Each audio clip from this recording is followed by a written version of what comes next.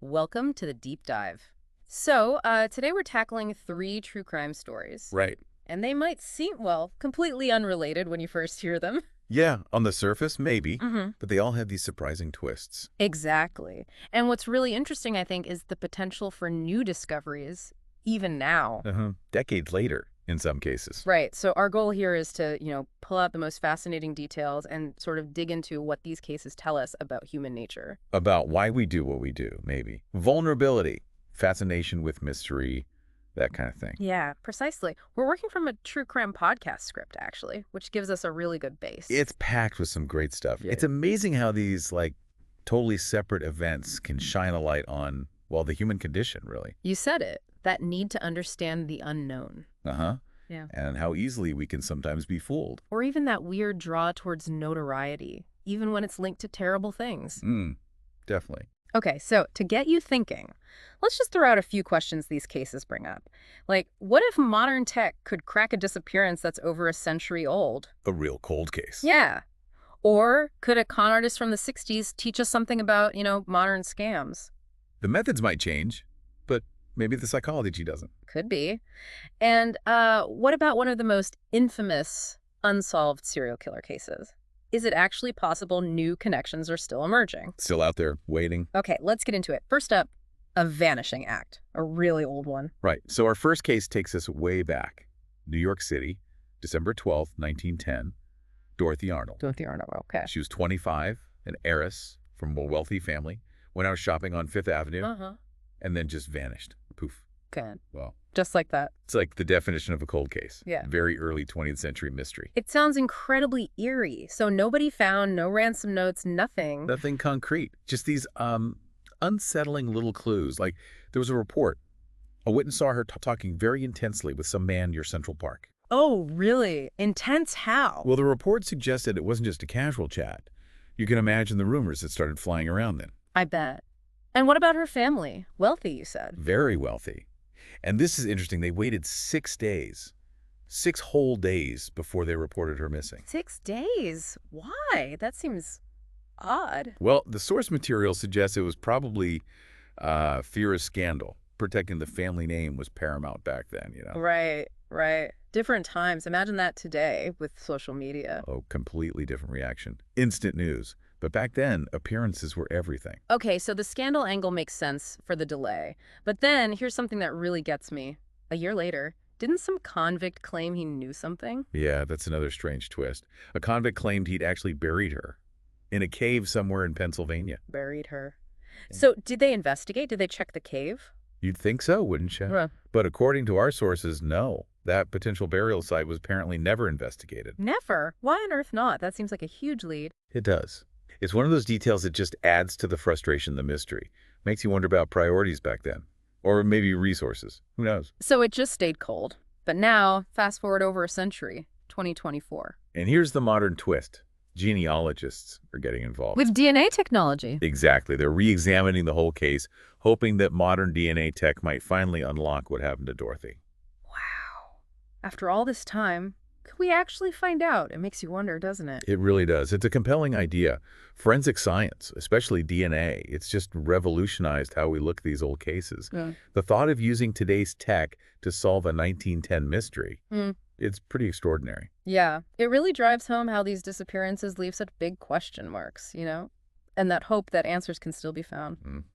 No matter how long it's been. Okay, let's shift gears completely now. From a century-old mystery to, well, a scam artist, but one who was maybe way ahead of her time. We're talking about Haiti Goldsmith. Apparently, she's been called the, quote, real Anna Delvey of the 1960s. That's quite the comparison, isn't it? It definitely grabs your attention. It does. And Haiti Goldsmith, yeah, she was operating in a totally different world. Pre-internet, pre-social media. Right. No Instagram to fake it on. Exactly. Yet the sheer audacity of her cons and the amount of money she got away with. Yeah. It's really something. Our sources say she swindled people out of what would be like $20 million today. 20 million in the 60s. How on earth did she manage that? The script must have some details on her methods. Oh, it does. And it sounds like she was a genius at creating this illusion of legitimacy. Okay, like how? Well, for starters, she rented a fake office. Yeah. on Park Avenue. Park Avenue. Wow, instant credibility right there. Precisely. It just shows how much things like a prestigious address can influence perception. Totally. And, okay, this detail just kills me. She apparently borrowed expensive jewelry from Cartier. Yeah. Just to wear. Yes. Borrowed it to wear to meetings to impress potential investors. Yeah. The nerve. I mean, talk about projecting wealth. But it was all fake. It just shows how easily we can be swayed by appearances, doesn't it? It's a key part of the con, isn't it? Using these symbols of wealth to build trust, to make people let their guard down. And then she threw a huge party. Oh, yeah. The grand finale, almost. Yeah. A super lavish party at the Plaza Hotel, another icon of luxury. And then she just vanished before the bill came due. Unbelievable. Just skipped out on the bill for a massive plaza party. It's like something out of a movie. It really is brazen. And the script makes a really good point about why these things work. Often it's because people want to believe. Want to believe what? In the con. Well, maybe in the possibility of easy money or getting in on something exclusive. That desire can make you vulnerable. Drop your critical thinking sometimes. That makes sense, the psychology behind it. Absolutely. There's often a big psychological component. Greed, social ambition, maybe just being tempted by something that seems too good to be true. Haiti clearly understood those buttons to push. And did she fool some, high-profile people? Oh, yes. Our source material mentions some quite notable victims. A Pulitzer Prize-winning journalist, for one, and even the son of a Supreme Court justice. Wow. Okay, so she was convincing. Across the board. Extremely. Which really shows how even smart, powerful people aren't immune to this kind of deception. It's a bit scary, really, and it makes you think about today, doesn't it, with all the online scams and fake news. Exactly. The technology changes, the methods evolve, but those basic human vulnerabilities, they seem pretty constant. Yeah. Trust and deception. It's an old story. It really is. It kind of makes you think about, how much skepticism we need just to navigate the world today. All right, let's move to our final deep dive. And this one, well, it's a case that still really fascinates and disturbs people. The Zodiac Killer. Ah, yes. The Zodiac. A truly infamous case out of Northern California. Still officially unsolved. Right. And a big part of the fascination is how the killer taunted everyone. The police, the public, especially with those incredibly complex ciphers. Those coded messages he sent. Exactly. Like the 340 character one. Yeah. Super difficult to break. So the fact that one of them was finally cracked back in 2020, that was huge news. Yeah, I remember that. A huge breakthrough after so many years. But our source mentions there might be something new, like right now in 2024? Well, yes, potentially. A retired detective has recently put forward a claim. He believes the Zodiac Killer actually worked at a movie theater in Sacramento. A movie theater? Huh. How does that connect? Seems kind of random. On its own, maybe. But it could potentially open up new lines of inquiry if it checks out.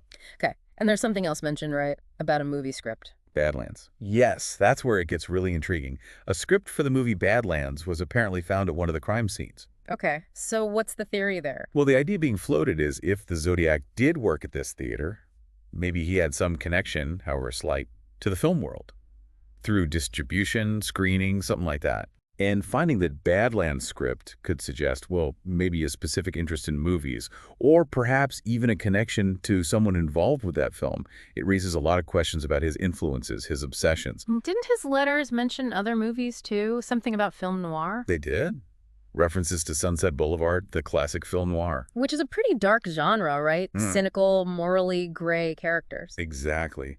So seeing those references combined with the movie theater idea and the script, it starts to paint a picture, doesn't it, of someone potentially deeply immersed in these dark cinematic worlds. Yeah, like maybe those films influenced him somehow. It's possible. It might offer clues not just to who he was, but maybe why he did what he did, what resonated with him in those stories. That's all speculation, obviously, but fascinating. The script also mentions his last known letter, though.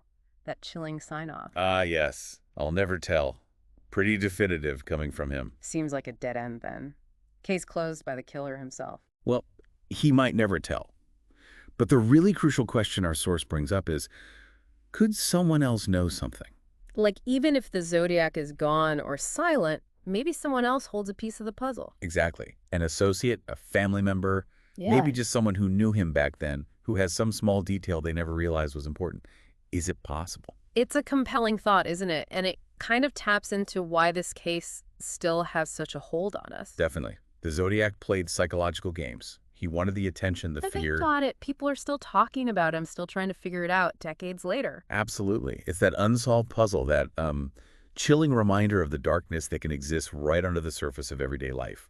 The taunts, the codes. It's just a uniquely unsettling story.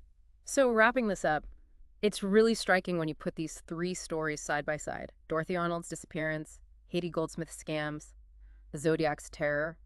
So different, but But there are threads, aren't there? And stark contrasts, too. We've got this century-old vanishing act that maybe, just maybe, science can finally solve. right. Then the con artist who just perfectly played on people's desires and beliefs. Uh-huh. And the infamous killer whose identity is still this huge question mark, despite decades of searching. So what does it all tell us? What do we take away from looking at these? Well, I think each case reveals something different about us, Dorothy Arnold. That highlights the fragility, the pain of not knowing. For the families left behind. Exactly, Haiti Goldsmith. She really exposes how vulnerable we can be to deception, how powerful illusion is. Yeah, how easily we can be fooled if someone knows how. And the Zodiac. Yeah. Well, that forces us to look at the darker side of the human psyche, doesn't it? Yeah. And that relentless need we have for answers, for understanding. It definitely gives you a lot to chew on. So for you listening, which one of these stories really stuck with you and why? What questions do you still have? And maybe think about this too. With technology advancing so fast, and with so many people, professionals, amateurs still digging into these things, is it really possible for any crime, no matter how old, to stay unsolved forever? That's a really provocative thought to end